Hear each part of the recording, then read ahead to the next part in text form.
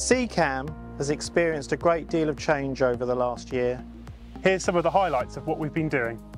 We've invested heavily in our estate infrastructure.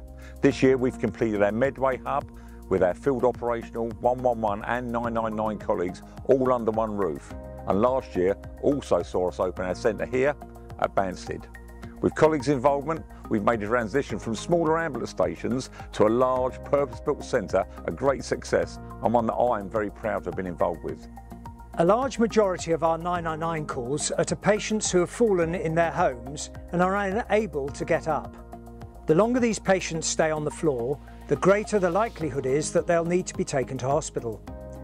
So last year we introduced our Community Falls project, which sees a dedicated team of my fellow community first responders attending appropriate calls to assist patients off the floor and to help to reduce the need for them to go to hospital.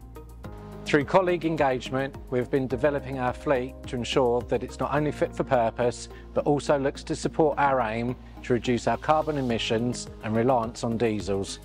In the last year, we've introduced a number of greener response vehicles, such as the Mercedes Vito, and are exploring alternatives to our fleet of Fiat ambulances, all with engagement with our field operational colleagues and union representatives.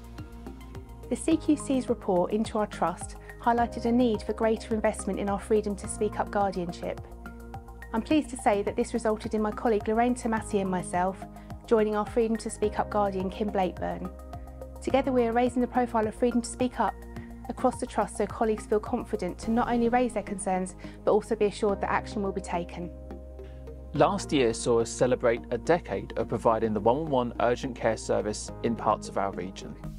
In that time, our region's 111 colleagues have answered more than 10 million calls at a rate of more than 100 calls an hour. Over the years, the service has grown and developed as we harmonise practices across our 111 and 999 services. This culminated with the development of our integrated urgent care model and clinical assessment service in 2020. In June of this year, 111 relocated to the new Medway hub, with 999 services coming together under one roof this month. For the first time last year, we published our annual cardiac arrest report. It highlights what a fantastic job our clinicians and volunteers are doing in saving the lives of patients from cardiac arrest. Of resuscitation attempts last year, 26% maintained a return of spontaneous circulation to hospital, whilst 11% of patients were alive 30 days after their cardiac arrest. That's 299 lives. It's the first time CCAM has recorded overall survival rates in double figures and exceeds the national average by 2%. Our staff networks provide fantastic support to colleagues from a wide range of diverse backgrounds, and I'm delighted as an Armed Forces veteran and reservist that our trust provides superb support to my fellow Armed Forces veterans and reservist colleagues. And it was a particular highlight to see our trust receive the Armed Forces Covenant's Silver Award last year. It shows our commitment to being an Armed Forces friendly organisation. So last year, we know that the response times to our patients could have been better. We're tackling this by investing and growing our workforce. So we're also working hard to make CCAM a better place to work. And we're doing this through our cultural transformation programme and with greater career opportunities. But what does the future look like? Here are our priorities for 2023-24. Patient care is one of our top priorities in CCAM, and to try and meet that demand, we are looking at expanding our clinical workforce, looking at how we can meet the needs of each of our individual patients. With that, we are looking to expand our virtual responses to up to 14%. We're investing in quality improvement and finding new ways of learning from patient safety incidents through bringing in the pre-serve framework.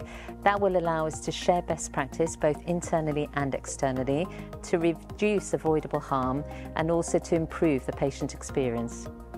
One of the priorities for this year is us to keep listening to you, hearing what you're saying and making those improvements that you're asking for.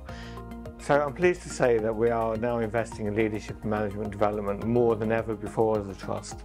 One of the big things we're going to be doing this year is defining our strategy for the future. And this is something that's going to really help shape what the next 3 to 5 years will look like. A crucial part of this strategy involves exploring how we can drive sustainable and innovative models of care. To make this a reality, We're starting by delivering £9 million worth of cost savings this year. We're also investing capital across our infrastructure, so across our estates, across our IT as well, to improve the care that we deliver to our patients.